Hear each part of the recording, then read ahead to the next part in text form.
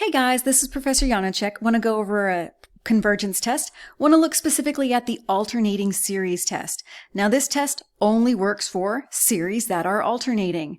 One easy way to identify a series that's alternating is that it has a -1 raised to some power. That's going to tell us that it's going to alternate between a positive and a negative, or between a negative and a positive, starting in either order. There are a few different ways that will look, but -1 raised to a power is one of the more common ways to look at that.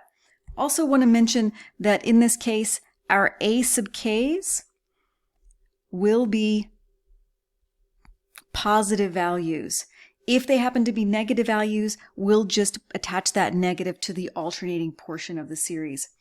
So when we look at the a sub k's, we're going to consider them all to be positive values. Now, how do we perform this test? First thing we do is to check if the series is decreasing. That is, that the a sub k term is greater than the a sub k plus 1 term. If that's the case, then we'll look at the limit of those terms. We want that limit to be equal to 0. If that's the case, if we have both of those being true, then the series converges. Otherwise, this test is inconclusive and we'll have to use another test. So let's try some examples.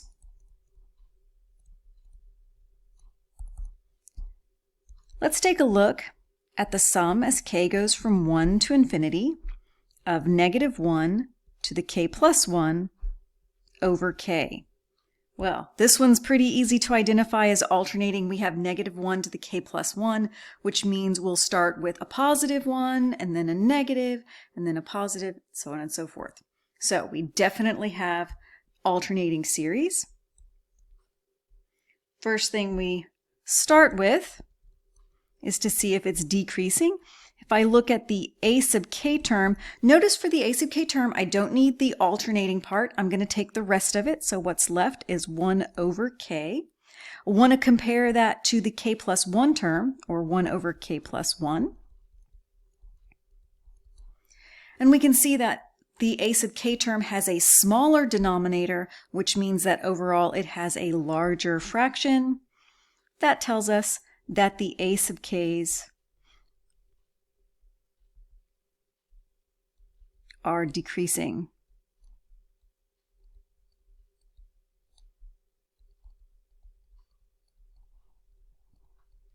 That's the first thing we need to check. We also need to take a look at the limit of those terms.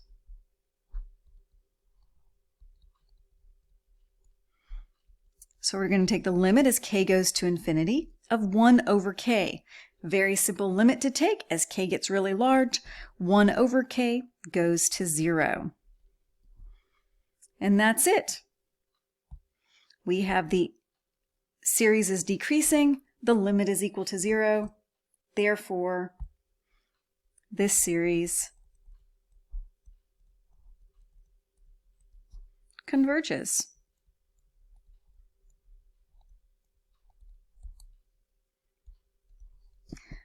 Let's take a look now at the sum as k goes from 2 to infinity of the cosine of k pi over the square root of k.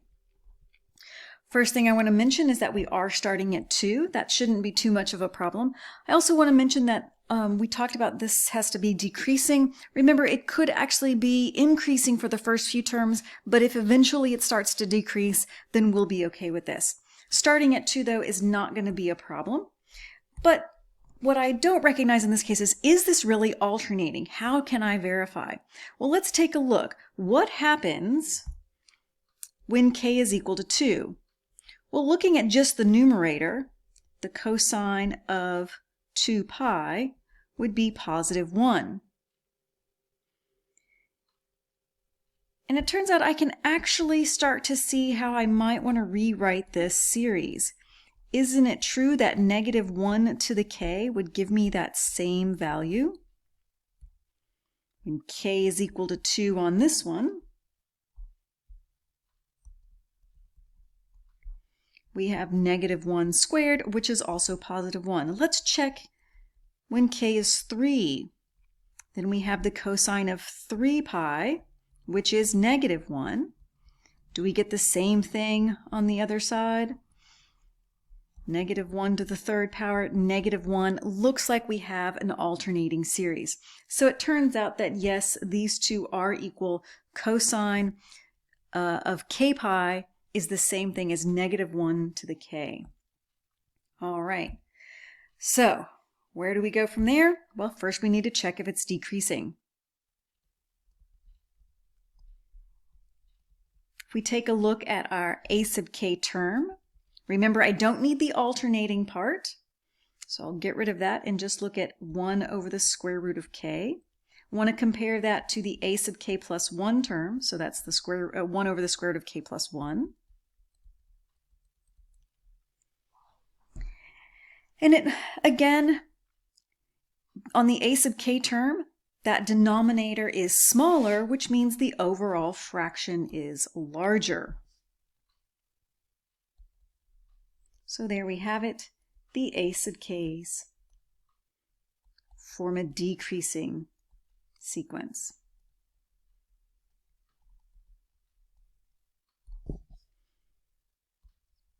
The other thing we want to look at is the limit as k goes to infinity of those a sub k terms. Again, that's the 1 over the square root of k. Again, as k gets really large, the square root of k also gets really large. And so 1 over that square root of k gets really small, ends up going to 0. And there we have it again, decreasing, and the limit is equal to 0. Thus, this series converges. Remember, if you don't have both of those things, if either the series is increasing or non-decreasing, and if the limit is not equal to 0, then we wouldn't be able to use this test. We would have to use one of our other tests. And that's it. Enjoy!